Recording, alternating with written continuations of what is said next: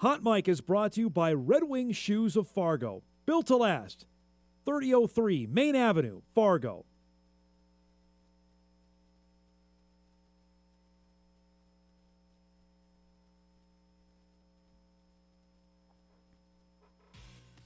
The Bison basketball teams keep on winning. Highlights of a busy night in the Summit League. Plus, Wild Card Weekend is here. It's time for some stone cold picks. Hot Mic begins now. Hot Mic with Dom Izzo. Really? Really, Dom? No. I like what Dom's doing. Okay. Dom Izzo. Jeez, come on, Dom. What do you think I am, a magician? Yeah, I'm fired up, Dom. What else could I say? Absolutely. It was great to get on the field, and then Dom came up to me, and I'm trying to walk away from me. I just wanted to enjoy myself out there. Hot Mic. Great job. There's got to be some kind of intelligent question about something. Coach Dom Izzo, WDAY in Fargo, North Dakota. Can you give me a layup or something? Hot Mic. Presented by Northwestern Mutual. That program is second to none. On the networks of WDAY. You know, if it's not about sports, I find it very hard to concentrate. Here's Dom Izzo. Good Friday morning.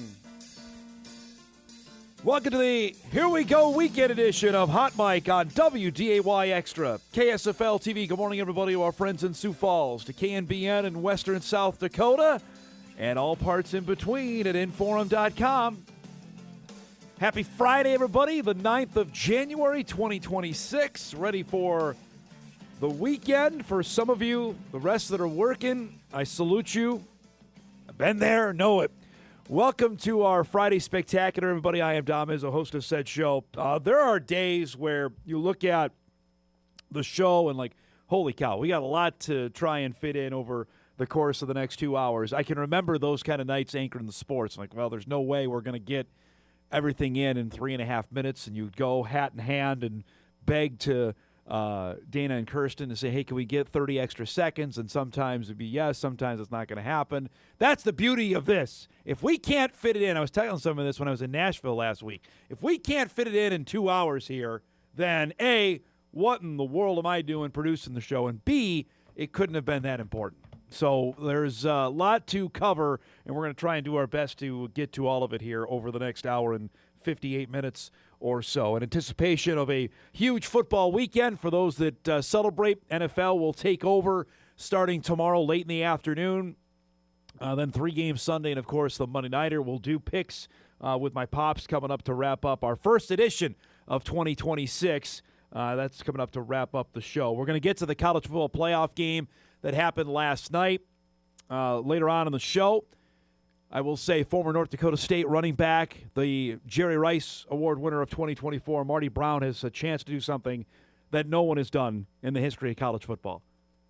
That is win an FCS championship one year, and then the very next year win a FBS championship. I've had people ask me. I tweeted that out last night when Marty scored. It went moderately viral. That he'll have the opportunity to do that. We'll show you the Miami-Ole Miss game. And the fact we have Oregon and Indiana playing tonight for the other semifinal, that Indiana is a prohibitive favorite. Again, I ask you, what world are we living in when Indiana football became the behemoths of college football? We'll get to that coming up in just a little bit. Also, the Wolves win, the Wild win. A lot to get to there. And it's a busy high school hoops night as well. We're hitting Friday in January. Goes without saying, there's a ton of high school basketball, high school hockey, high school wrestling going on. We'll feature a little bit of that as well coming up later on in the show. But as we said yesterday, Friday mornings now, as we turn the calendar into 2026, will become our college basketball segment, at least to begin, certainly when we've got Summit League games going on Thursday night. And we did last night. We had 3 men's games and 4 women's games spanning the conference last night. The North Dakota State basketball teams, and here I'm going to say it again, as you wake up here on the 9th of January, get out of your malaise and start paying attention to what's going on the north side of Fargo, because the Bison basketball teams are both pretty darn good. We'll show you the women in a second. The men last night were in Kansas City, and after Dave Richmond's team squeaked out a win against Oral Roberts last Saturday, there was no drama with the game last night at the Swinney Center in Kansas City because the Bison hammered the Roos.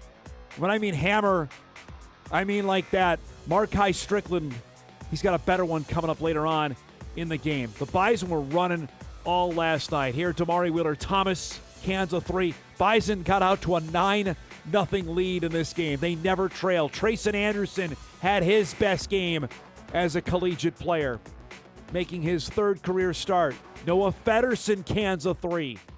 Bison had 19 points in the first 4 minutes of the game. It tells you what they were doing offensively. Travion Carson glides and scores. Bison build a 13-point lead. Carson, this is a huge sequence right before the half. Kansas 3 puts them up 18. Kansas City brings it up the floor. Careless with the ball. Andy Stefanowicz to Scuda to Tay Smith for the lay-in. Just like that, the Bison are up by 20. It's a laugher. Second half, watch this one. Strickland with an absolute hammer down. Put the Bison up by 23 at that point. It continued. How about the big man? He can hit the 3-ball. Anderson, Kansas 3. Bison up 28 with 3 minutes into the second half. You got a long way to go. Stefanowicz to Damari in the corner for a 3. Bison got up by 30 at one point. They were just having fun. Tay Smith, spot up 3. North Dakota State, in a game they never trailed, routs the Roos 97-73. Trayson Anderson goes for 23 last night. Travion Carson had 17. Damari had a solid night with 16 and 5. Bison got 6 players into double figures. They were absolutely humming last night. They are now 3-0 in Summit League play, 13-5, more importantly, on the season. They are, I'm not going to use it yet, but they're playing awfully darn well. Also last night in the league, let's go around. We'll start in Brookings. Roll it. South Dakota State facing Denver last night in a game that I had my eyes on, considering Denver had played pretty well to start the year. Joe Seiler, such a good player for the Jacks, scores here. Denver, though, not messing around. They get the turnover. The lay-in from Zane Nelson puts the Pios up by 6 eventually. Second half was a back-and-forth affair. Kalen Gary knocks down the 3. He had 9 points last night. Jackrabbits are back within 4, getting First Bank and Trust Arena getting crazy there. Damon Wilkinson has been really good. Had 19 last night to pace the Jacks. This is a monster 3 from Gary. South Dakota State rolled back in this game. The Jackrabbits take care of business. They beat Denver 87-79. Not picture was Carson Johnson's 27 for Denver in a losing effort. Also last night in Omaha, UND trying to go 3-0 in league play. Look at this from Lance Waddles, the former Bison with the hammer. Omaha, by the way, they needed this one badly, looking for its first win in league play. They're up by 14. This 3 cut it back to an 11-point deficit from Marley Curtis. But Omaha doesn't have the supporting cast they did. Here's Kamani Cooper with a 3 like they did last year. They're still a talented team. Baxter Arena's a tough place to play. NDSU's got to go there on Saturday. Mavericks made the plays down the stretch. That offensive putback from Christian Richardson. Mavericks hang on and pull away and beat UND. 90-79 the final. So the Mavs are on the scoreboard with their first league win of the season, and UND loses for the first time. So the up-to-date standings on the men's side after the games. Here are the scores last night. Now to the standings. We showed you on yesterday's show, St. Thomas beat South Dakota. So the Bison are at 3-0. St. Thomas at 2-0. They got a biggie coming up this weekend. The Jackrabbits sit at 2-1.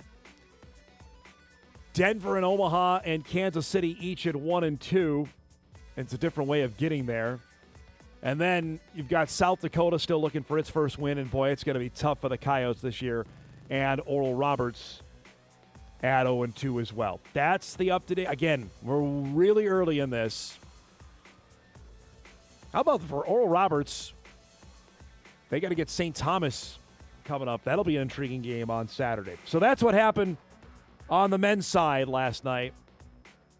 Meanwhile, stop me if you've heard this before, the Bison women won again. They have not lost since the middle of November. The last time they lost a basketball game, the Bison hadn't lost a football game yet. They trailed early to Kansas City. They fell behind 11-4. This three from Marissa Frost got things going. This was a clinic put on last night by Avery Coonan.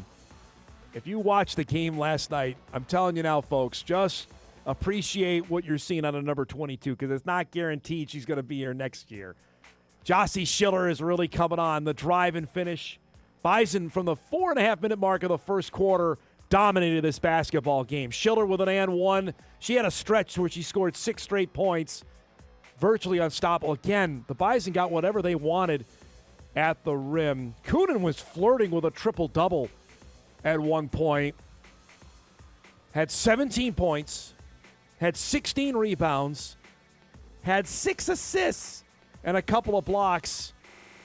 Frost chipped in 9. The Bison got 3 into double figures.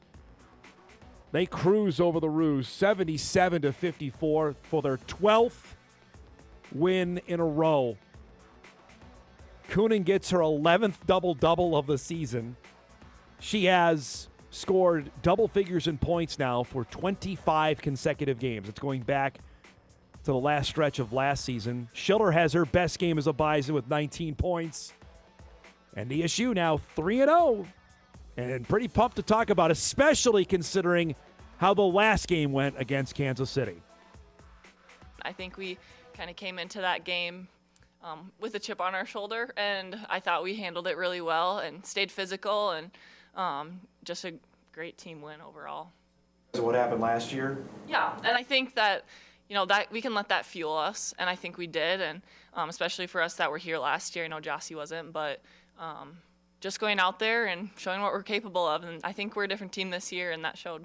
Jossie, this is 2 really big offensive games in a row for you. What's clicking now that you're feeling this good?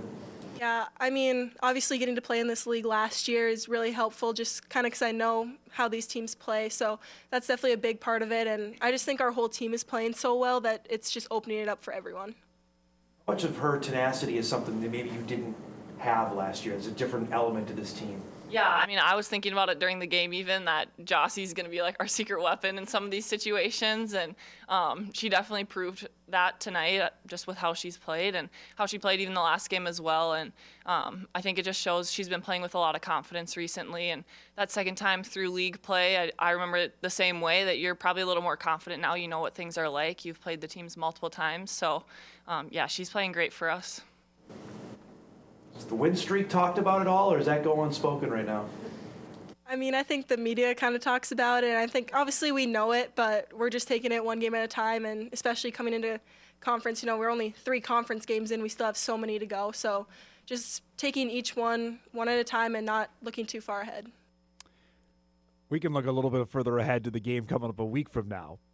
More on that in a little bit. Here are the other scores from last night. Oral Roberts gets a win over South Dakota, 83-61. St. Thomas had to go to overtime to beat Denver, 74-65.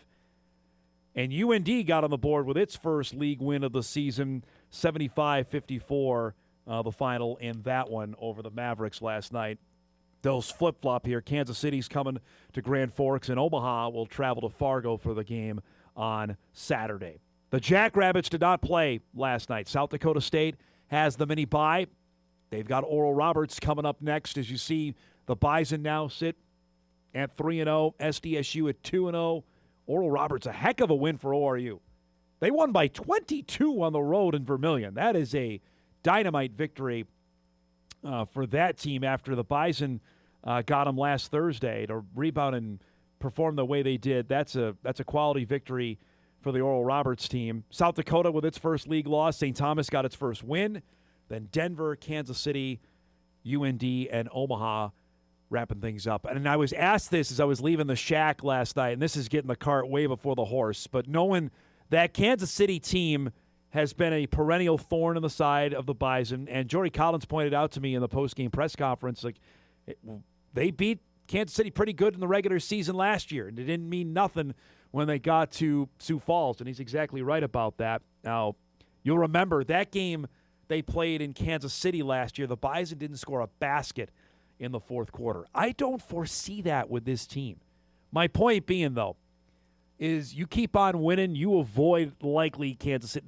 The bottom three in my mind is Denver, UND, Omaha. One of those two teams is going to be in the 8-9 game. The other is going to be the 7. And if North Dakota State is the one of the two, and I think that's where it's going. Unless there's something that crazy happens, the Bison and South Dakota State have set themselves apart as the top two teams in this league. And that's what makes next Saturday's game so interesting. That's the first of the two meetings down in Brookings a week from Saturday. So, and again, we were talking about at the end of the broadcast last night. You want to get the cart too far before the horse, but because the Bison still have a game with Omaha coming up, and Omaha is not good. Omaha is 2-16 on the season. This is a really bad year for Omaha. We'll just say it. And this, frankly, the Bison got to take care of business. Don't mess around with teams like this. They didn't last week with Denver. They didn't with Kansas City. They're 4-12 now. Don't do it with Omaha tomorrow. And then buckle up. You got one game next week, and that's the Jackrabbits on Saturday. Gosh, it's going to be fun to talk about next week. We'll get plenty of that. We'll get AJ on the show. We normally do, and we'll preview that in spades coming up next week. So there's your Summer League roundup from last night. Busy night. Couple of intriguing games, and see how league play starts to pan out as we'll click away with the second week of games wrapping up tomorrow. We have a packed show on tap here on this Friday to launch into the weekend. Our guest lineup is brought to you by Northwestern Mutual. Coming up in a few minutes, the pride of Harvey, North Dakota, Madden Thorson, will join us. He has stood out for the Dragons in that wide receiver room with Brady Perriman. We've talked plenty about what Gage Florence has done. He's had a darn good career. He entered the portal. He's going to be playing Division I football for Eric Schmidt and the University of North Dakota. We'll chat with Madden coming up at 9:35. At 10 o'clock, we'll welcome back. Look at that. Old photo. We'll have to send him that. His old Bison football photo. Adam Palczewski, West Fargo boys basketball head coach, will join us at 10 o'clock. Packers are right there in the thick of things in the EDC at 3-1. We'll chat with him after a busy week. They faced Horace and Cheyenne already. That's coming up at 10. And we'll wrap the week in style with some NFL picks. It's Wild Card Weekend. His beloved Steelers play Monday night. My dad will join us at 10:35 to wrap up the week. So that's our guest lineup here on a busy Friday. We come back, a look back at last night's CFP game. Marty Brown scoring for Miami. They're heading home for a chance to play for a national championship. Hot Mike, off and rolling. We're back after this on WDAY Extra and Inforum.com after this.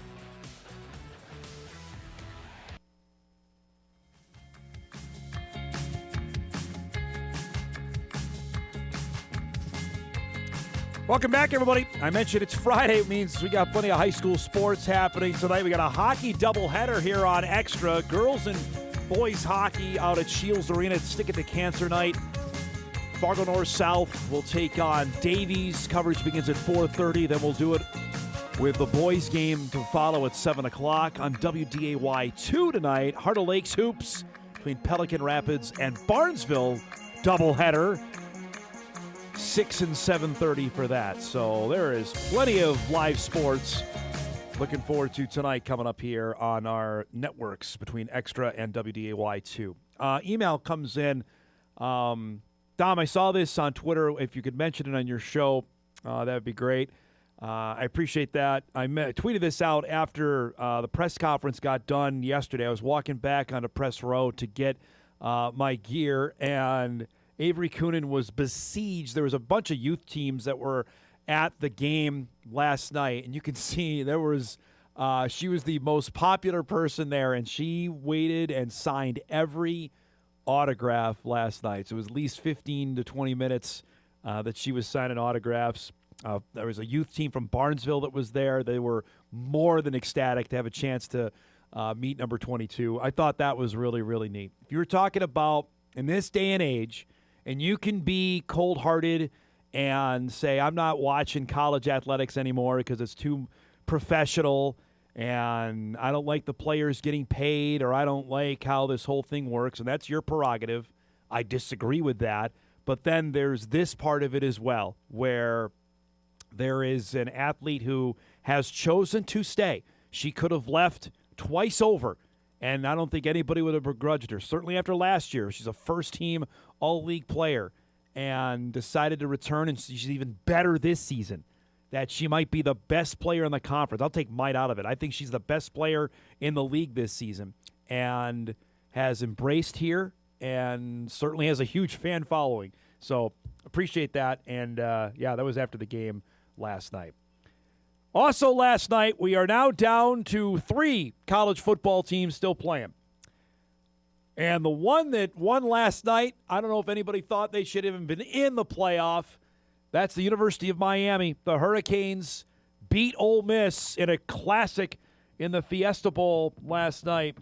And they will play on their home field for the national championship. Dynamite setting. Marty Brown did it again. He did it against Ohio State in the quarterfinals. The Jerry Rice winner, the former Bison, scores a touchdown last night to give Miami a 10-7 lead. He's so good at those short yardage runs. Remember, how many times did he do that at the end of last season? It's 10-all late in the first half. Carson Beck to Keelan Marion. He's slightly open. 52-yard touchdown. It's 17-10.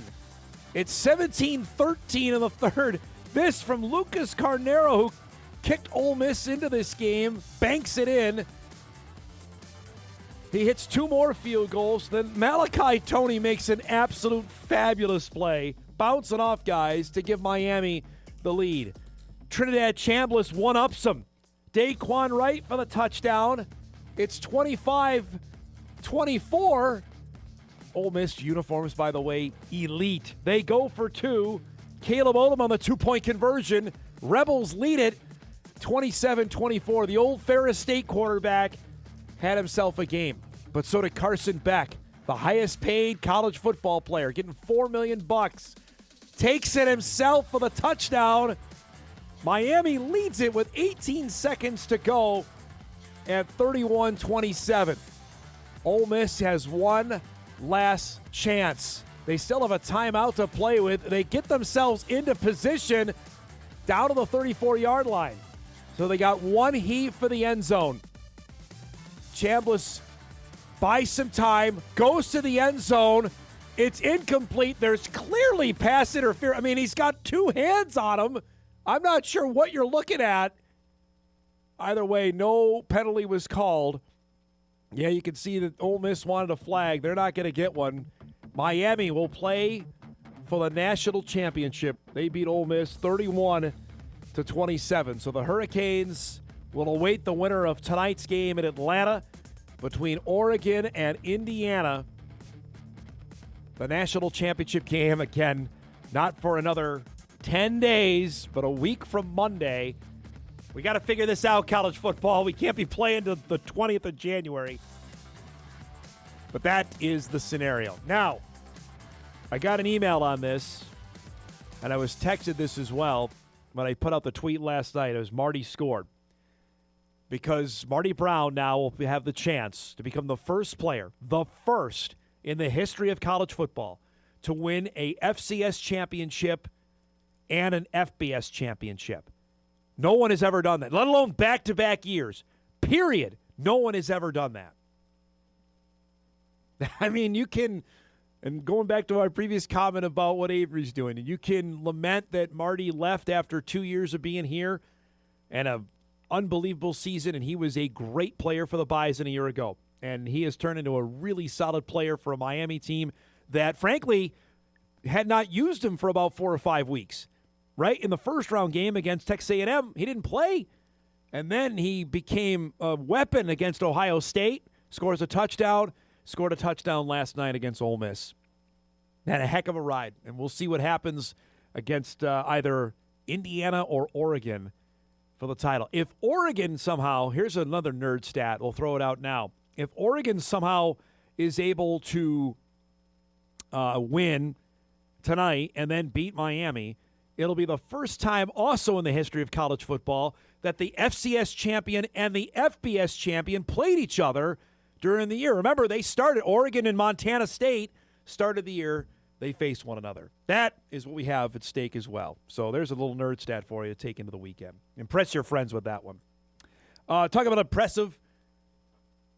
Our Wolves are rolling again. Whatever happened in Atlanta is out the door because after Anthony Edwards walked off the floor, if some sort of team meeting was held, we're not sure. I can tell you this, though. Minnesota's winning basketball games. Last night, the start of back-to-back with Cleveland, a Cavaliers team. You remember that was really good a year ago. They're still good. Julius Randle, offensive rebound to Ant in the corner, who cans a three. Wolves are running away with it here. Up by 17. Randle glides and finishes. Julius had 28. Wolves are up 17 going to the fourth quarter. Cavs put a little rally together. Darius Garland leaves it for Donovan Mitchell. How good he is. That's a deep three. Mitchell had 30 last night. Cavs got it back to 11. Ant having none of that. Fadeaway jumper. Edwards crossed 10,000 points in his career last night. The youngest player, third youngest in NBA history, reached 10,000. Only LeBron and Durant were younger. He had 25 and 9. Wolves win it 131 to 122. Now they've got a win streak going to 5. Day off today. They're traveling to Cleveland. They got the Cavs tomorrow. A matinee in Cleveland. Right now, solidly in that 4-5 spot of the Western Conference. Also, it was Wintersville last night. The Wild, if you stayed up late, are finally heading home, and they're heading home with a win. Facing the Kraken last night, late night. They got the goal scoring started. Ryan Hartman, with his 11th of the year, makes it a 1-zip lead. I got a multiple requests over the break. Dom, you don't show anything in the Wild. They're good. All right. You're right. They score here. They add to it. Brock Faber with his 10th goal of the year. He'll play for the United States Olympic team on the supposed ice in Milan. We'll get to that story next month when the Olympics get closer. 2-0 Minnesota. The Kraken, though, respond. Never count out the Kraken. Rebound in front. Matty Bernier scores. The former Michigan Wolverine. Power play goal. Ties it up midway through the third period. He beats Jesper Wallstedt. So we have to go to overtime, which the NHL finally has perfected. It's overtime. They play 3-on-3. Should do this everywhere for all levels of hockey. You can't leave Kaprizov. Matt Zuccarello, that's unfair. Little 2-on-1. Zuccarello wins it for the Wild. 3-2 the final. Minnesota finishes its road trip 7 games, 2 weeks long. They go 4-3. You take that. They won in Seattle. Again, the Kraken are scuffling right now. They won in Vegas. They won in Winnipeg. I'll hammer this later. The NHL's also got to figure out, though, its playoff format because the Wild have the third best record in the league behind the 2 teams in their division, and they have to play them in the first 2 rounds. So the best teams would be out after the first round. Come on. Good win last night. They're back home tomorrow night, finally, at the X. It's still the X to me. Let's break. When we come back, you'll meet one of UND's newest football players, a North Dakota kid who stood out for Steve Lockway's Dragons for the last 3 years. Madden Thorson is coming up when we come back.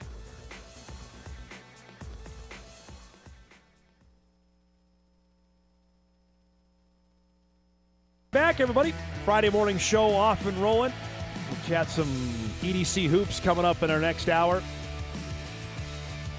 We're following the movings and shakings going on as the portal has another week to go before it officially closes. But school is starting around the area. It will for North Dakota State next week. It will for the University of North Dakota. So guys that want to find out a place to play, they got to make a decision. PDQ. Our next guest decided to do that after a standout high school career for the Harvey Hornets. Now, after a great career with Minnesota State University Moorhead, he's going to play Division I football for Eric Schmidt and the University of North Dakota as we welcome on Madden Thorson to our show on this Friday. Congratulations. Just describe this process. And when the season ended, I want to talk about the Dragon year in a second. We had your quarterback on over Christmas. The thought of playing Division I football, was it readily there and of entering the portal? Just give me your timeline on that. So yeah, obviously we had a great season this year with the Dragons, going 8-3, and had a chance to make the playoffs, but Mankato got in over us. But we'll save that for another day. Yeah, so I just had a lot of conversation with my family, and this is my last year coming up, and just had a lot of conversation about that, and I didn't want to have any regrets when I was done with my football career, so I wanted to give it a shot and give myself a chance to play at the next level. Your conversation, did you talk with Coach Lockway about what was going in your mind? Yeah, I did. I told my position coach I was kind of thinking about it at the end of the season, but when I made my decision, I made sure and let all the coaches know right away, and just told them my reasoning, and it was nothing against the program or anything like that. I just kind of wanted to see what was out there for myself, and yeah, they're not holding a grudge against me or anything. They wish me nothing but the best. So it's the day and age we live in. I'm interested. So you put your name out there, and I've talked to different athletes. I'd like your perspective. Was it crazy? Are you getting messages all the time? What was the last couple of weeks been like? Yeah, it was. It was just responding to a lot of coaches, and it was busy the first few days, and then obviously it slowed down with the holiday breaks, and then it kind of picked up again after the New Year's was over. So yeah, it was definitely an experience, and it was pretty fun actually. So is it more like guys I'm assuming coaches you've never talked to, never met? What is that like to go through? Yeah, it was a lot I've never met before. But it was cool just to see all the different schools around like the country that were interested. That was really awesome. So describe, Madden, when UND got in the picture, how much did the radar go off? Say, all right, this is one to really pay attention to. Yeah, I was really excited because that was really like one of the only FCS schools that was reaching out, and honestly, like right when I entered, that location was circled. I really wanted to play for UND, and when they contacted me, I was super pumped. So give us the process, how that goes. So they reach out, and you take us through the conversation, how it goes from there. Yeah, it was pretty quick. They just reached out, and they asked if I was interested. And then they asked if I was available for a visit that week, and I went up there for a visit, and then made my decision within the next few days. When you visited with Coach Schmidt, what was he talking to you about? And maybe, I guess both. What was he looking from you, and what were you looking to hear from them? Yeah, obviously culture was a big thing, and when I was there, I really liked what he said about their culture, how they're grinders, and another thing was the facilities were absolutely amazing. And every coach that I talked to there, they were just the nicest and most welcoming guys ever. So that made me feel really comfortable. So yeah, I'm just super excited to start on Sunday and meet all the guys there. We were visiting off air here, so it goes. You move tomorrow, and then you got a team meeting you mentioned on Sunday. Describe this is all happening pretty fast now. Yeah, it's moving very quick, but honestly, I'm kind of glad because then I can just get right into it, start lifting with the guys, working out, and meeting everybody there. And you get to participate in spring ball too, correct? Yep, that's correct. Yeah, that's a big deal as well. I have to ask, being a Class B kid, the fact of playing Division I football in your home state, how big a deal is that to you? That's a really big deal. Honestly, I think every Class B high school kid dreams of going Division One football, especially in their home state. So to be able to do that, it's a dream come true. If I would have told you this 5-6 years ago, would you believe me? Honestly, probably not, but I'm glad it's happening. No doubt. So, do you have to maybe tell Coach Smith that, hey, you're used to coming from an offense that throws it 100 times a game, that you're maybe not used to having a different kind of offense you're going to be running at UND next season? Oh yeah, they know. I've talked to him, and yeah, they have more of a pro style offense, I guess, and it's definitely going to be an adjustment, but really excited to learn it and continue to grow as a player. Describe playing for Coach Lockway's offense as a wide receiver, especially for your size. What was appealing coming out of high school when they were recruiting to say, wow, I could flourish at a place like this? Yeah, obviously, if you're a wide receiver, who wouldn't want to go there, right? They throw the ball a lot, and it really helped. It really helped my development and just made me the player I am today.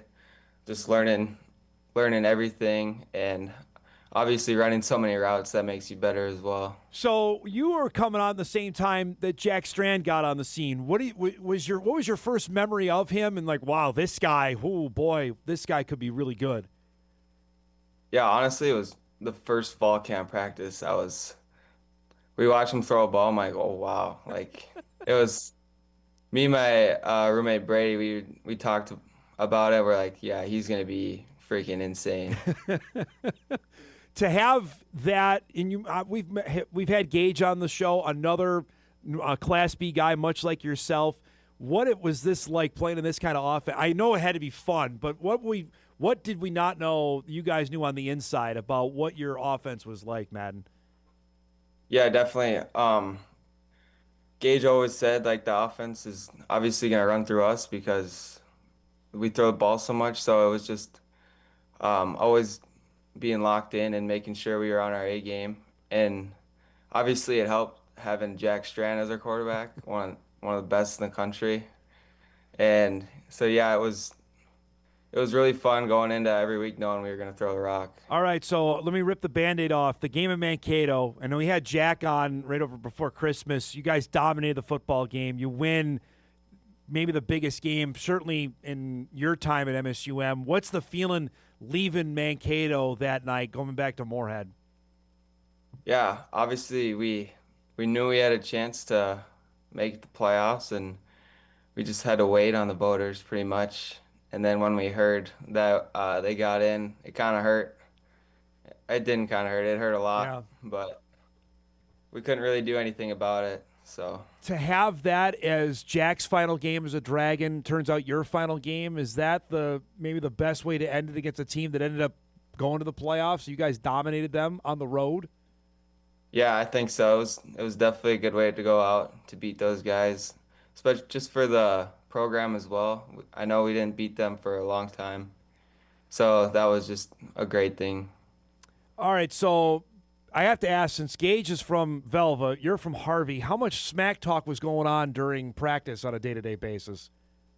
Oh yeah, there's quite a few. I know we had a bet one time. Harvey Velva played, and we made a bet whoever won, the other guy had to wear their high school jersey. So how'd that turn out? Velva won. I had to wear Gage's high school jersey to a walkthrough. So that was kind of funny. How painful was that? It was pretty painful. You know, there's a pretty good rivalry between Harvey and Velva. I was going to ask about that. Take us back for people that haven't experienced. I've been out there for a couple of games. What Class B football on a Friday night is in your hometown? It's pretty much everything in a small town. The whole town pretty much comes out, and those are just some of my favorite memories, playing in front of the hometown on a Friday night. So now the fact is, the next time you're going to be lacing up the pads in spring football as a Division I football player, what do you think is going to go through your mind going through spring ball, fall camp, that you've manifested this? This has become reality now. Yeah, honestly, it's just I'm just gonna soak it all in and then just keep grinding and give myself the best opportunity to get on the field next fall. You mentioned to me off air, you know Deng Deng well, who obviously stood out and had a really good year for UND football. There's a couple of Class B guys on that roster. What does that say about the level of athletes that maybe we take for granted around here? Yeah, absolutely. I just think you just got to find them, I guess. Obviously, Deng Deng, he's freaking an insane athlete. And I knew that in high school, and I knew that he was going to have a bright future wherever he went. Well, I appreciate the time, bud. Congratulations on committing. Good luck on the move tomorrow, and stay healthy. We'll catch up soon, all right?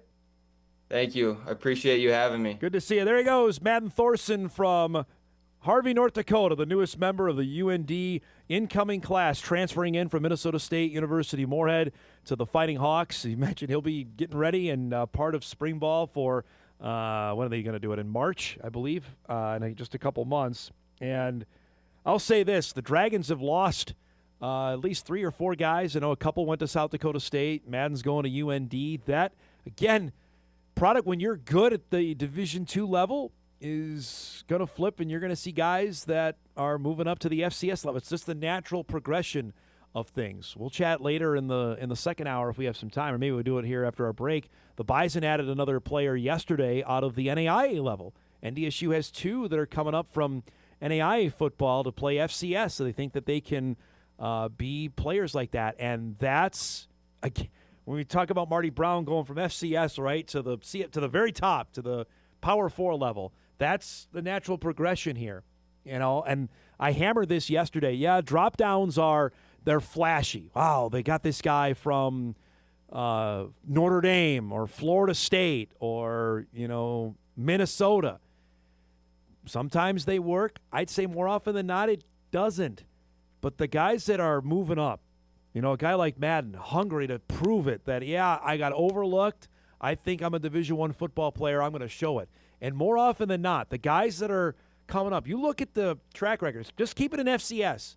Keep it in FCS and look in the Missouri Valley Football Conference, that guys that have come from a level below and have moved up, more often than not, they're the ones that are playing rather than the guys that are dropping down. Because there's a reason you're dropping down, right? And that's not a slight, it's not a derogatory statement, it's just fact. Because if you wouldn't be dropping down if you're playing, or if you had a chance to play, or if there was a pathway to the field. That's why it's a different boat there. And I think some think, well, FCS, the competition isn't going to be nearly as good as what I was facing. And more often than not, especially for the guys from the G6 schools, they'll find out pretty darn quick, you're wrong. It's the competition level, especially at the high end of FCS. It's pretty good. Appreciate Madden's time. All right, we'll break.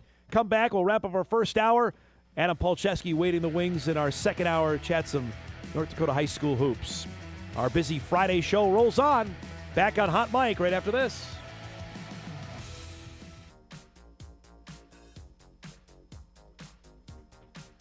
All right, wrapping up our first hour. Our thanks to Madden Thorson for giving us a few minutes. Adam Palczewski from West Fargo coming up here in just a little bit. Are you ready to deal with your first loss of the weekend? Because your Packers play tomorrow night, but they've already lost. Did you see this? There's breaking news here. The Dolphins are finalizing a deal to hire Green Bay Vice President of Player Personnel, John Eric Sullivan, as the Dolphins' new general manager. That's according to Adam Schefter. So you have to deal with a loss already.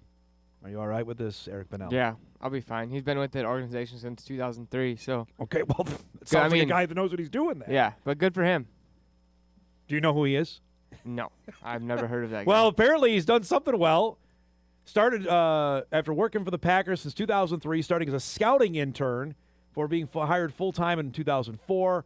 Moved up the ranks from college scout to director of college scouting to co-director of player personnel, before becoming Green Bay's vice president of player personnel in 2022. He's the guy who's got all your dudes, apparently. He's the dude. He's the guy. Yeah, it'll be fine. I mean, good for him, though. We've sent a lot of people out of the organization to go build up other things. Yeah. Why are we not seeing you on camera? Is there a reason why? Yeah, my camera's broke right now. Already? Yeah. We just got it. It froze. Oh. If I put we it had up, it for one day and we broke it already. That's not going to go over well. if I put it up, this is what we get. It won't move back. It won't do nothing. That's so almost as good as our Halloween one we had a few our months graphics ago. guy bailed on me, so he wasn't on camera. Oh, man. Email comes in. Dom, why don't you fix your gripe with every playoff format by offering a solution? It would seem to me that your complaint would be fixed by just eliminating divisions and or conferences. And yes, I email every time you complain about it. Thanks for the show. I know you get the emails. I appreciate that. I have offered solutions. No one listens. I've said it for top division football in North Dakota, the top 8. Bam. Easy solution there. FCS, they finally listened there. I said, seed the top 16. We did that.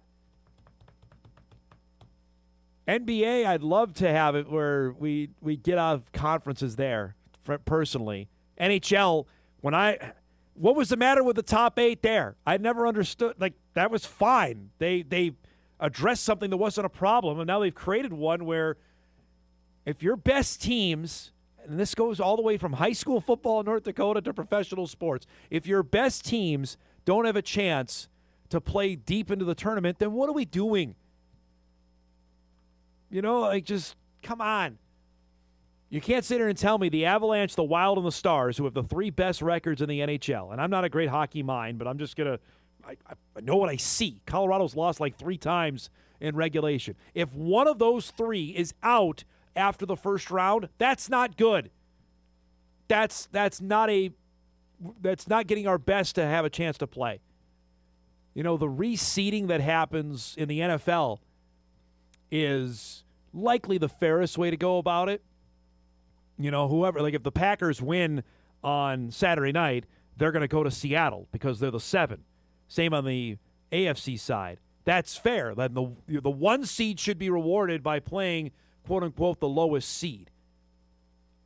It shouldn't just be bracketed like, okay, the 1 is going to play the 4 or the 5. I appreciate that on the NFL. It does it. So appreciate the email. All right, let's break. We come back. We'll start our second hour. West Fargo boys basketball head coach Adam Palczewski will join us. The Packers getting ready for a big night of EDC hoops as the calendar turns to 2026. Back to start hour 2 of Hot Mic on WDAY Extra right after this. This is Hot Mic. Hot Mic on the networks of WDAY. Here's Dom Izzo. Welcome back, everybody. Final hour of the week. Ready to rock and roll here. NFL picks coming up with my dad in about a half hour. Don't miss that. Our first ones of 2026. His Steelers are playing, so I know he's going to be in fine form. We'll do that before we wrap things up here on this Friday morning. But I mentioned off the top, it is Friday in January. It goes without saying it's a busy basketball night around the area. Figure why not we start our first EDC conversation with one of our faves. West Fargo boys basketball coach Adam Palczewski joins us here. His Packers are in action tonight as they take on Shanley. How's it going, my man? How you been? It's going well, you know, just enjoying the warm weather this week and just making me happy. So you put out a tweet earlier this week. I appreciated this after you guys won against Cheyenne about how much you appreciated the environment, loved the game. Describe that, because that's not common for a visiting team or visiting coach to go and do that. No, it was just, well, it started with, you know, Cheyenne's had a rough start to the season a little bit, but they have really competitive kids, and they've won a lot of games in a lot of sports.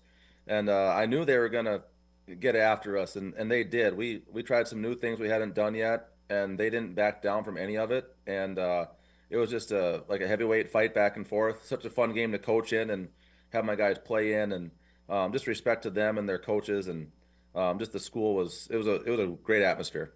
You said can't wait for round 2. Do you really believe that? Yeah.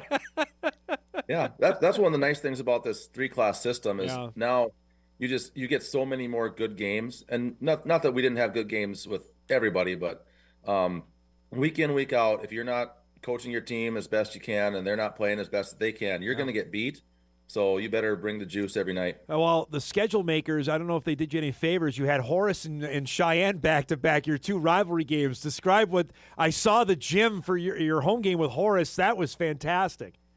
Yeah, and I was really impressed because we didn't have school that Yeah. week. So, I mean, there could have been even more kids there, but no, it was a good atmosphere. We played well. Horace played better, and that's how it ended up, but it's all right. So tell me about this year's version of the Packers. What do you expect, and what has gone through the first 8-9 games of the season so far? We got a very experienced team on the guard side. Lots of really good guards that can make plays. You saw the Cheyenne game. Samick had 30. Beckett Fowles had 40 this year. Other guys just fill in. So we got a really guard-heavy team, and we're working on bringing our couple of young post players up. They're both sophomores, but they're physically very talented, and we get them rolling. We'll be in good shape. We just have to make sure that we take care of little things like taking care of the ball, rebounding. That's all 5 guys' job. So you have another foul tearing it up, which sounds crazy to me. Yep. Yeah, he is the last one. So tell me about Beckett's game and what kind of player he is on the floor for you. He might be the most naturally talented player I've ever. He's just smooth with everything he does. Nothing's forced. He takes care of the basketball for us, runs the offense. He's actually, over the last few years, he's become a tremendous defender as well. He can just stay in front of guys. He's really worked hard on building his body, so now he's physical, doesn't get bumped out off his spots, and he's really having a great year. He started to have a great year last year, and I think he's growing again, so he might get another inch or two. So if that could another inch or inch and a half by the time the tournaments roll around would be really nice. At this time of year, do you know what kind of team you have by now, or did you know it earlier? I always think after the first of the year that you've played 8, 9, 10 games. Is this when you know what kind of team you have? For me, it takes about another month. Okay. We at this time, I know what kind of team we could be. You can see the flashes. Some guys are more consistent than others, and the consistency is what gets you on the floor. But there's still plenty of time to give guys minutes and some extended minutes and see what they can do. Especially, these last 2 games, Horace and Cheyenne, they're good games to get guys minutes in to see what they'll do in tough situations. So there's still time, another month, and then we'll kind of see what we got after that. But everyone's been great. I mean, these guys work together. They're friends. Again, 9 seniors that all get along and play well together. So it's been a fun group. When you have an experienced group like that, is it more hands-off coaching because they've been around you for so long? It's different. You're really, you're emphasizing the fundamentals. We always do. There's certain things we do the same every single day or every other day. We always shoot. We always take care of the basketball. We always work on rebounding and defense. We do those things. But now you can be a little more nuanced, and you can talk to some of your seniors, like, again, Fow and Samick, about how, hey, if your defender's here, you want to read it and do this thing or some other stuff. And then, a guy like Hawkins Seymour, who might be the best defender in the EDC, just give him a few tips here and there about how to stay in front of guys. And they're just so receptive and intelligent now. It makes coaching a lot of fun. You mentioned earlier, too, about younger guys, sophomores coming up and playing. I've noticed this as well, and maybe that's just the trend of where we're going, but you've done this for a bit. Is that more common now? We're seeing freshmen, sophomores being larger contributors on I remember Mason Clable when he's in 8th grade. You remember this as well, how much of a player he was for Bart's team then. Is this more common now? We're seeing younger guys making bigger impact on varsity teams? Yeah, I think they're just a couple things. One, we're getting really good athletes in this state, in all the schools. Even the smaller schools are getting some really good athletes. And then they're taking the time and they're really developing not just their basketball game, but their body.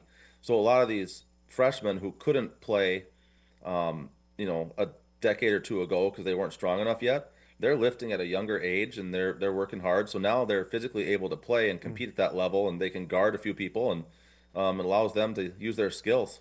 Tell me about the EDC as a whole, what you've seen so far on the boys' side. How's it looking? We've had a couple of easier games, a couple of tougher games.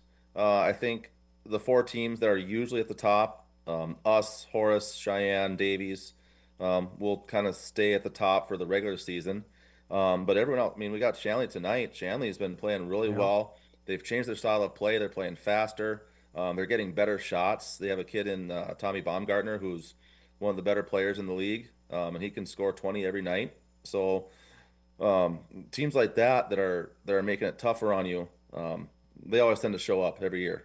You mentioned earlier about the 3 classes here and maybe the more competitive games. I'll use that's my word. What have been some of the other maybe unintended consequences, Adam, that have come out of this that have been really positive? We talked all about, well, here's another opportunity for the lower class teams to have a chance to make the state tournament. What about for you guys at the very top? What have you noticed now of year 3 of doing this? It gives us a little bit more because our conference season is 16 games in the East, and I think it's 18 games out West. It gives us a little more ability to play non-conference teams and work on some things, get guys minutes. Even this year, with 9 seniors, 4 of them had played a ton, and the other 5 hadn't played that much varsity basketball. So they need games that they count because you want to win every game, but they need games where they can go and try things and get coached up a little bit, see their mistakes, watch some film, try again, and develop. So those extra 5 non-conference games go a long ways towards developing your players. When you look at the EDC as a whole right now, you mentioned those top 4. I guess I go North Dakota 2A basketball as a whole. How is the skill better? Is the talent better? Is it both? From even when you first took over as head coach in West Fargo? What's the same is the competitiveness. Yeah. And that was the biggest difference growing up in a very small school than coaching here. The level at which all the big schools play defense, and it was something that I really got my eyes open to. We could play offense just fine at any school, but the defense up here, with every possession mattering and every possession being defended, was a big change. But I think the biggest difference is kids just shoot it better and from farther away. That's what's changed. So now you have to guard people 25 feet from the basket, and you better be like on them because they will shoot it, and the good ones are gonna make 4 out of 10, and that's a lot of points. So that's a 60% effective field goal percentage. Is that, the Steph Curry effect, has that been good for basketball in your mind? Yes, it's good for basketball, especially if the kids have developed that shot, because it just spaces the court more. Yeah. And then it allows your posts to get more space. It allows your cutters to get more space to score. A lot of good things happen when you can draw that defense out offensively, and it makes for an exciting game. All right, so it's game day. I don't know if I'm interrupting your flow. What's the normal Palczewski game day routine? Do you have one getting ready for the game tonight? Just review scouting reports and go over my call sheet and drink copious amounts of coffee. Like literally, I drink a whole pot during a game day. So, and then when I'm done, I leave school and I have my first energy drink, and then before the game, I have my second one. Holy cow, man! And it's a stream of caffeine. So, are you up to like 2 a.m. on a game day then normally afterwards? Or does this crash pretty quick? it just goes. It's just I'm sipping on it. Just that steady, just right here, the entire time, not bouncing, just locked in. So that's pretty much my advantage in gaming. I think I know the answer to this, but what was the most fired up or most, I guess, emotional game you coached in? Oh, man. I was going to say the 2021 state championship game, but is that not correct? That was an awesome game. As far as the back and forth, the emotion with your players and myself, last year's semifinal in state against Davies. Okay. It was one of the coolest games ever because we literally gave everything we had. Yeah.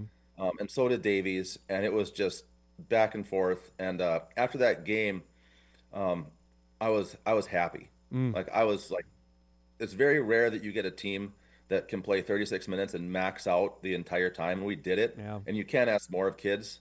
So maybe it's not the most emotional game, but just the most proud I've ever been of people, like just getting after it. How was the Fargo Dome as a state tournament site? What'd you make of that being back there? Honest opinion? Yes. It's not the best for playing basketball games in. Okay. It really isn't. The floor needs to be improved. There's a lot of dead spots. As far as the locker room situation it's not great. I wish we had a great basketball arena. We don't. I prefer the Shack. Yep. My players prefer the Shack. So that's where we would like it in Fargo. But yeah. Okay. I appreciate you being honest on that. I always expect that out of you anyway. For the first time in 3+ decades, there's going to be a new football coach at West Fargo High. I have to open the floor first with your fondest memories of coaching, because you did that for so long with Jay Gibson. Yeah, I mean, again, there's a ton of them. The state championship against Minot was awesome, and one of my favorite parts about coaching with Jay is he lets his coaches coach their positions. He gave me so much freedom because he trusted me to go do my thing, and with the special teams and defense. It's not often that you get to do that. A lot of times leaders in any, not just coaches, but any business, they micromanage and do those things. He wasn't that way, and it was just awesome. That halftime coming out when we made that onside kick and got it. He was eating an apple. He didn't know we were doing it, but all the signs pointed to let's do this, and the kids executed it. And then he just went calmly, called the next play. The guy is just calmly called the next play. He always was thinking ahead, multiple plays, and had a plan. So when you decide this is the state championship game, like it was 2017, 28, I can't remember, 2017, 18 against Minot. So you guys are kicking off to start the second half. When does it go through your mind, we want to do this? Like right away? Had you thought about this before the game? Yeah, we were down. I think it was 25-24 was the score. Yeah. And we had seen as we kicked off that they had a setup for their kick return that was advantageous in the first place for getting an onside kick, and then some guys were leaving early. And once a guy on the kick return team starts leaving that front line early, it's not going to get any better. So he's going to leave earlier and earlier and earlier. Yep. And we saw who it was, and we had it lined up, and I had some players on that side. I mean, I think Jared Franick, Alex Sell, both all-state players. They were right there. It's like, yep, let's do it. So Jay didn't know you were going to do that? No. That's amazing. So does he come over to you after, say anything after it worked? Yeah, just, hey, good call. That's amazing. What's his legacy in your mind of leaving for high school football in North Dakota?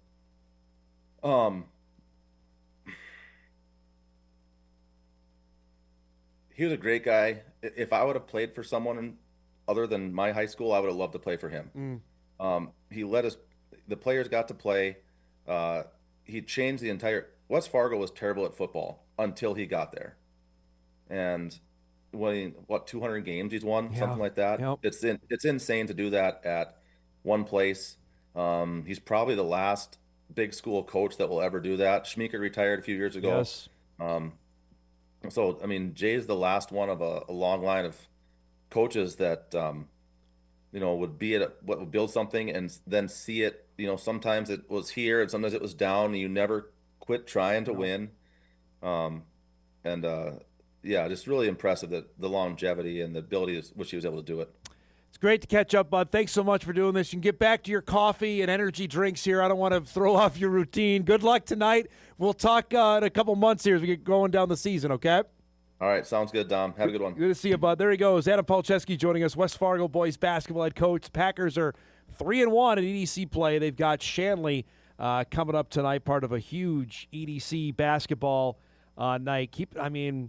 He's exactly right. Those top teams on the boys' side, Horace is there, and we've talked plenty about what the Hawks have in terms of expectations. We had Kyle Cummings on the show, I want to say in December, and obviously they came up short of making state, that they have their eyes fixed on that. Davies, we know, is good. Bart's team, we'll talk to Bart as we go through January because the Eagles are going to be there. West Fargo's there. I'd like to think that Red River, Cheyenne, probably Shanley, one of those teams, of those four that are going to get that last spot. On the girls' side, the Horace girls are rolling again, the defending state champs. Davies girls are good.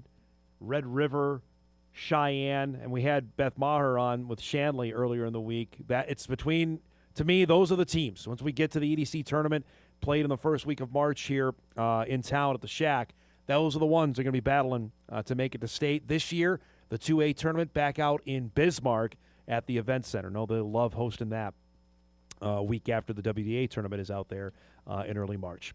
Let's break. We come back. We'll chat. The Bison have added another player in the portal. Out of the NAI ranks, you'll meet him. Get to a couple emails as well. NFL picks coming up around the bend as well. Hot Mike, back after this.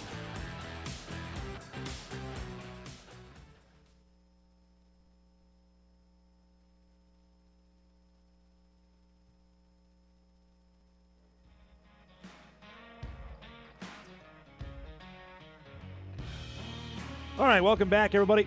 Our thanks to Adam Palczewski giving us a few minutes here.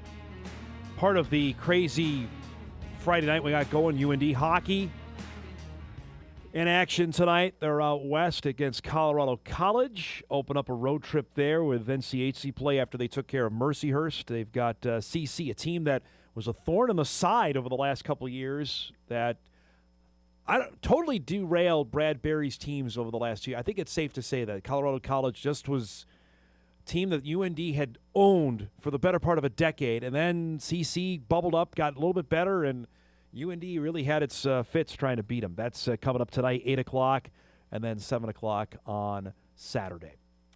I mentioned this earlier. We'll get to it now because you want to see the video of this, and hopefully we'll have them on the show next week. North Dakota State's football team went portal combating again. We know the 7 guys they've lost. They've now added, I believe the total is up to 7 through the portal. Montana Tech defensive end Anthony Oakes is the next player that will be joining the Bison out of the Ore Diggers, which is my favorite nickname in NAIA football. 6'4", 260-pound defensive end. First team Frontier Conference selection this past season for Montana Tech is good in football. He had 49 total tackles, 13 for loss, 9 sacks, and a fumble recovery for the Ore Diggers this year. Montana Tech made it to the second round of the NAIA playoffs. This is in the same league that now Mayville State, Dickinson State, Valley City find themselves in with the likes of a team like Montana Tech. Now, this guy had offers from almost every top Missouri Valley Football Conference school. So take that for what it's worth in terms of the interest level. But I'll just run through it here quick that he'll have 2 years of eligibility remaining as well coming to Fargo. UND had offered. Southern Illinois had offered. Illinois State had offered. Idaho State had offered. Tennessee Tech had been interested. Idaho was in there. UND was in there. Indiana State was there. Eastern Illinois was there. So there's enough of the top Valley schools to say this guy was pursued. Now, can he play at the FCS level? We're going to find out. But that's clearly in a spot at the defensive end position where NDSU has seen Toby Anene leave. They had Wyatt Osterbauer go in the portal. Have Kelton McCaslin is going to be back, which is a big deal. Matthew Stenbroughton's going to be back for next season. But there's lack of depth might be too strong a word, but I'm not sure how many guys. They have some outstanding young players that redshirted this year. They are really high on. But again, they haven't played it down in college football. So you want some guys that have played college football, obviously. This guy has and played at a high level. You want to tell me it's at a high level? Okay. But again, I'll answer back. Look at the guys that have decided to move up. Isaiah Stahlberg is a great example for our Jackrabbit fans that watch our show that came from the NAIA level and was an All-American FCS player for South Dakota State. He was a great player on those Jackrabbit teams that won back-to-back championships. He came from the NAIA level. The name in front of it, the letters in front of it, sometimes completely twist our viewpoint of a player. Because I'm sure there are some Bison fans that are saying, well, for the D2 corners that NDSU has added. All right, well, we'll see. I'm not sure how good they are. We'll get a chance to actually go and play. This guy, though, I mean, physically looks the part. He certainly dominated his conference, his level. Now maybe a chance to develop him and get him out there. Because that's a position, you know, you lose an All-American or potential All-American candidate like Toby Anene is and was. it's just not. You're not going to replace guys like that. It's not like you trade. We lost this guy. Where it doesn't work like that. And I think some teams that tried to go and supplement players through the portal, I think found out the hard way that just doesn't work.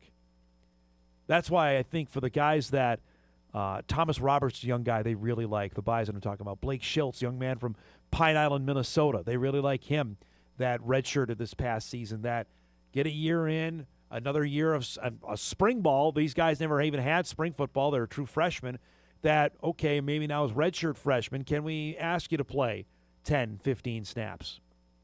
We'll see. Stenbroughton and McCaslin is a good place to start.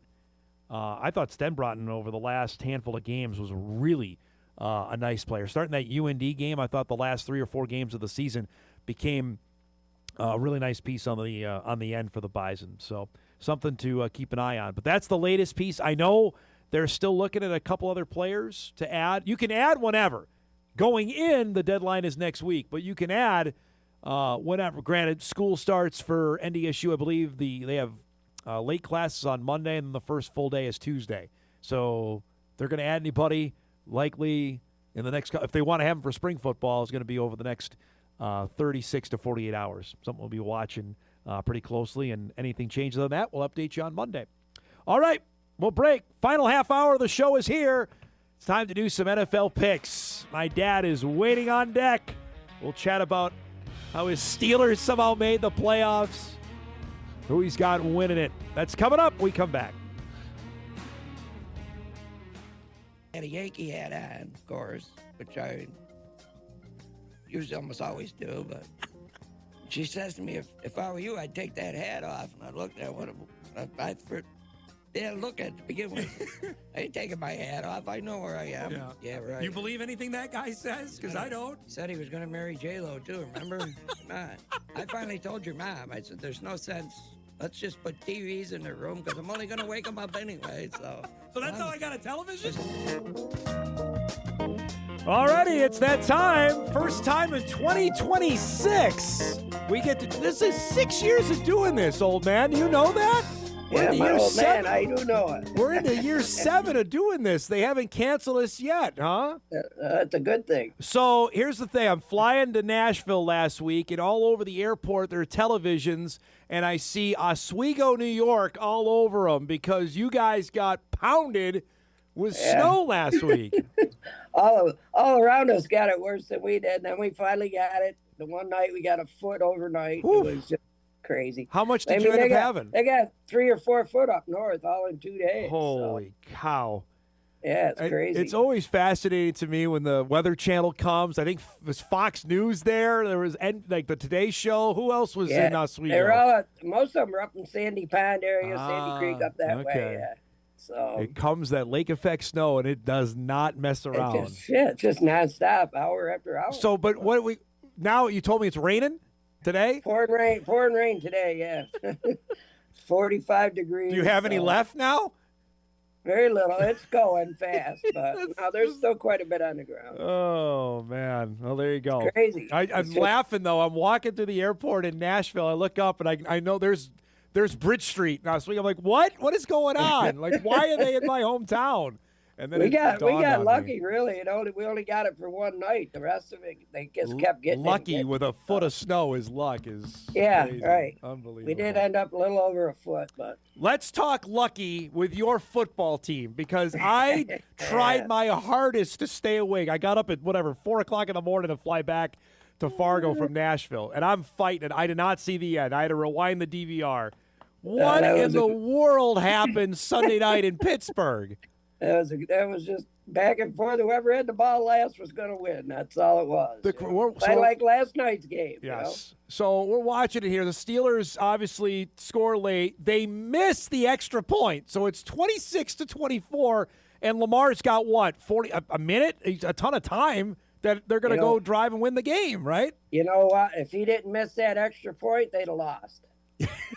They would have, because Baltimore would have went for the touchdown. Never went for the field goal. You're right. So they'd have lost that game. So that was the best thing that could have happened. And the fact is, the kid, Tyler Loop is the name of the kicker for the Ravens, been great all year. And right off the foot, you knew he missed it. It was unbelievable. It wasn't even close. No. Man.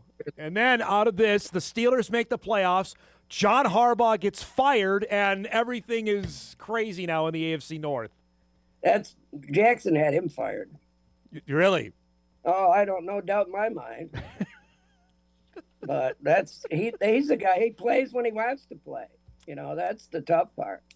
I would never want that job with him there for nothing. Wow. All right. Nothing. So whoever gets that is going to have their hands full. Well, and Harbaugh looks like he might be the coach of the Giants now. Who are you going to get better than Harbaugh? That's a good point. And then Tomlin said that after it went down. Who are you going to get that's any better than that dude, man? Come on. Well, they all have jobs right now. So, I mean, there's nobody I would pick. Like Shanahan's really good. He can go wherever he wants to go. So there's 8 jobs open now. The Dolphins became the 8th yesterday. Obviously, the Ravens are open. The Giants are, I think they're going to back up the Brinks truck to get Harbaugh, which makes a lot of sense to me. I would go do that. Well, Buffalo will be open if they don't win this whole thing. What? Yeah, this is all in with no Mahomes, no Lamar, no Joe Burrow in the AFC. This is, I said this earlier in the week, right? They don't have the team to win it all. I really don't think they do. Defensively is what I worry about them, but even offensively, who's he going to throw to? He ain't got no main receiver to throw to. Well, that's the fun part about this year's NFL playoffs. It's wide open, right? I mean, I don't know who do you think's going to win this thing? I have no idea. Well, everybody's forgetting about Philly, but who knows? Philly's an up and down team too. So yeah, you're right. Eagles are sitting there like, keep on overlooking us, and we'll go and win this thing. But they've been so spotty this year. Offensively, I'm not convinced on them. Well, me neither, but I just hope they get dumped the first week. So that's my hope. Why is that? Because I don't like them. I don't like their coach, and I don't like them. I don't like their quarterback, who never smiles. Oh, so what? No matter, what does it matter? He plays well. What does it matter if he smiles or not? Enjoy the game. Rodgers never smiles. He had a puss on his face for 2 years with the Jets. He never smiled there. Can you blame them? Who's going to smile when you play for the Jets? Man. The Jets tweeted out yesterday, this is such a New York Jets thing, in a year where they did not have an interception, the first time in the history of football that ever happened, that their entire starting offensive line started all 17 games. Yeah. That's great. What else? They have nothing else to brag about this year. That was their one shining moment for the year. My goodness. They had to brag about that. And that no interception thing, that's just crazy. Well, man. You fall into one, yeah, right? Right, usually. Oh, my gosh. But that's the Jets. Before we do picks, email comes in. Dom, ask your dad, did he make it through the game Monday night, the FCS championship game? Did you make it to the end on Monday night? Yes, I did. What'd you make of that? Crazy finish there in Nashville. Yeah, that was awesome. That's the kind of game you want, man. Yeah, that was. I mean, you feel bad for whatever team lost. Yes. Let's put it that way. Yeah. Well, and it's like last night, I did not want Miami to win, but I knew if they just held the ball. Did you have money on it? Is that why? No, I didn't bet it at all. I just didn't want them to win. Well, now they got a home game next week, so. Yeah, that's kind of crazy too. What do you got tonight? Indiana or Oregon? Who you got? No, Indiana should pound them. Pound them? I don't know about that. Again, there you go. Right. You just never know. All right, should we do some picks here? We got 6 games. NFL has made sure to spread this out to maximize viewership. There's no doubt. So we got 2 games tomorrow, 3 on Sunday, and 1 on Monday. So these last few days are just a football dream. Right? Exactly. All right, let's start. The Rams and the Panthers. They played earlier this year in Charlotte. Carolina won that game. Panthers backed in. They lost to Tampa, but because Atlanta beat the Saints, the Panthers won the division. And the Rams, Dad, are a 10.5-point favorite on the road. They'll cover that. I love the Rams. Really? Yep. Somebody think Carolina win it flat out. Like straight up, they'll win it. Yeah, those are people from Carolina. Why wouldn't they? I will take Carolina to cover. I think the Rams will win, but I think Carolina will cover. If you beat the Rams, you're going to have to bring your A game. That's true.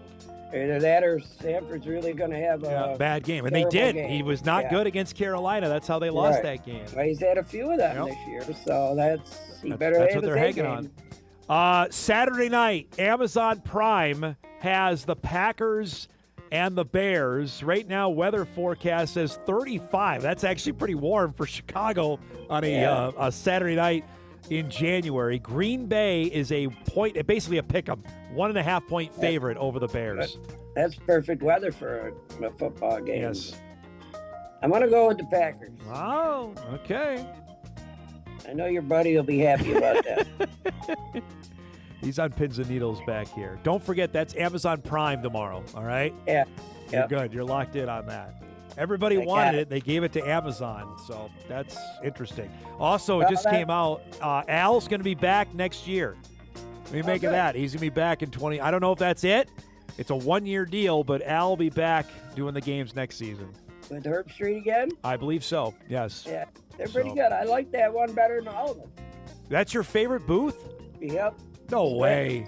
Even the Yeah, pregame and aftergame. the pregame's good. I do like them. Yep. I like the whole thing. Buck and Aikman is still number one to me. I'm getting sick of him too. They got TV Ezra. There's a new, I don't know if you saw this, Peacock, you'll love this. There's a new feature apparently that you can mute the announcers and just hear the crowd. Hey, it's a dream. For every Bison fan, you can mute me. There you go. Bills and the Jaguars on Sunday. I don't give them any ideas here. But another road favorite. Here it is, 3 consecutive road favorites. Buffalo is a 1.5 favorite on the road at Jacksonville, who's been the hottest team going over the last month and a half. Yeah, that was kind of hard for me to figure out because I think the Jags are better than the Bills. So I'm going to go with the Jags. He's got Jacksonville. Okay. Getting them 1.5 there. I like the Bills. Depends on Allen's ankle. True. His foot, whatever. He's got a problem there. And He's going to be fine. He's playing. With it. So, I know he'll play, but he isn't the same person. Yeah. You're right, though. I don't know who he's throwing the ball to either. That's the big thing. Right. That's the hard part, man. Middle game on Fox. 49ers at the Eagles. Might rain. Philadelphia is a 5.5 point favorite. If San Francisco is healthier, I would hammer the 49ers in this game. I'd pick them to win straight up. I am anyway. Really? Just because you don't like the Eagles? I do not like the Eagles. I don't want them in there. I don't care who they're playing. I will pick against them. Cole will love you for saying that on TV. That's fantastic. That's funny because Sophie walks around, go Eagles.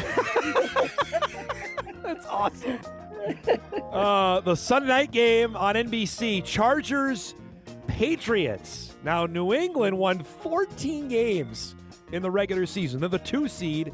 They're a 3.5 point favorite, and Justin Herbert finally win a playoff game for your guy, Jim Harbaugh.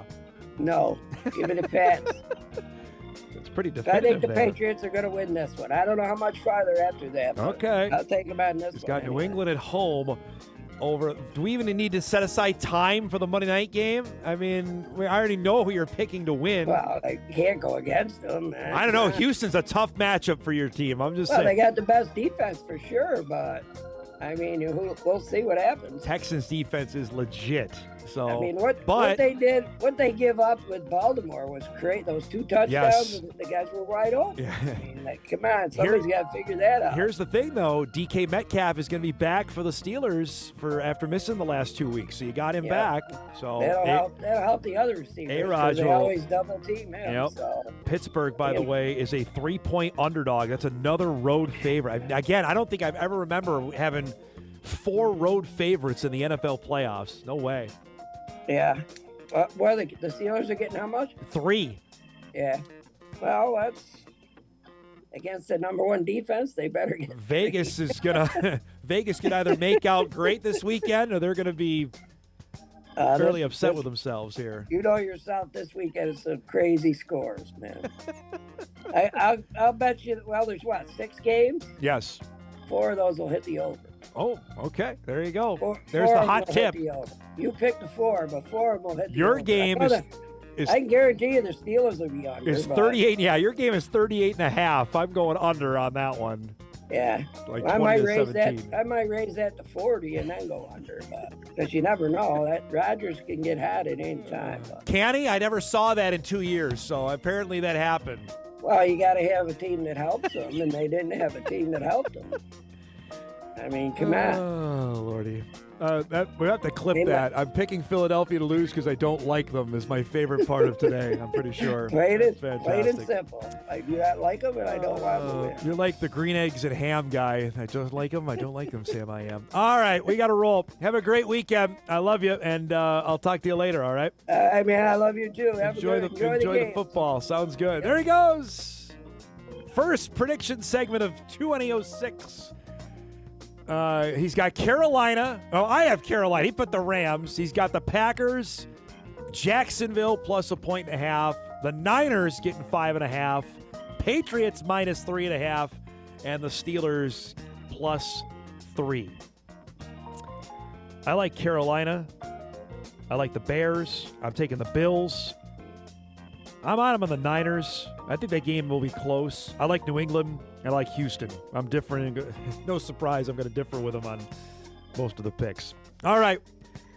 We'll wrap things up when we come back. We got a great sports weekend to get you ready for, and we'll send you out the door to wrap up the week. Hot Mike wraps on WDAY Extra right after this. All right. Wrapping things up. Boy, that was a quick week, at least for me. I feel like we just got back on Monday, and we are done here, getting ready for what's going to be a fantastic sports weekend. We'll get to everything coming up here in just a minute here because we got plenty to get through, no matter if it's high school, collegiate, professional. There's plenty going on over the next few days, which makes it perfect. If the weather's going to be, which it looks like it might be for the next couple days, then there's no shortage of athletic events to get us through that here, which is perfect. Let's get 2 more emails in here before we break. Dom, your thoughts on the Bison women? They have a chance to beat South Dakota State. Yeah, they have a chance, but the fact is, until they do it, you can't pick them. January of 2015. That'll be hammered plenty of times next week. That's the last time that North Dakota State beat South Dakota State in women's basketball. So, until it transpires, and who knows, next Saturday, a week from tomorrow, that game is in Brookings. You know that the Jacks will be fired up for it. You know their Jackrabbit crowd certainly will be with the Bison coming in there. That is going to be a amped-up environment. I'll just say that. Real quick, going back. Oh, thank you, Eric, on that. There's our sound effect. On the Marty Brown deal, yeah, I confirmed this as well. There are no, this email that, yeah, I didn't find any other players that won FCS championship and an FBS championship in back-to-back years. There you have it. Unbelievable ride. And Miami will play now against either Oregon or Indiana for the national championship. And that is a perfect segue because we got a lot to get to. Let's do some what to watch before we get out of here.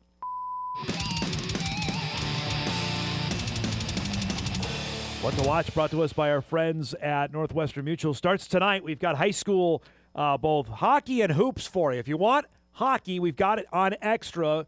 Doubleheader from Shields Arena. Stick it to Cancer Night. Starts with girls hockey at 4:30. Fargo North South to take on Davies. That'll be followed by boys hockey at 7 o'clock. I believe Sam is going to be on the call of those games. And we've got basketball from the Heart of Lakes on WDAY 2 tonight between Pelican Rapids and Barnesville. Coverage there starts at 6 o'clock. So you got no shortage of things coming up there. Also coming up tonight, we mentioned Oregon and Indiana is 6:30 tonight on ESPN. The Gophers are playing tonight. They've got USC at the Barn, 7:30 on Big Ten Network.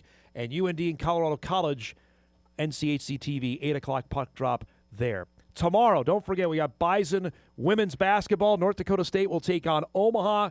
Coverage there will begin at 1 o'clock on WDAY Extra as the Bison go for a 13th consecutive win. Join us tomorrow on Extra. Also going on over the weekend here, no shortage of things happening. Make sure I got it right. Packers, Bears, 7 o'clock on Amazon Prime. The Wolves play tomorrow at noon. That game is also on Amazon Prime. The Wild back home, 7 o'clock against the Islanders. We got to go. Thanks to our guest today, to Adam Palczewski, to Madden Thorson, of course, to my dad. If you missed any of the show, you can podcast it later today at Inforum.com. You can watch a full replay on WDAY+. Have a great weekend, everybody. Thanks so much for making us a part of your week. We'll see you on Monday.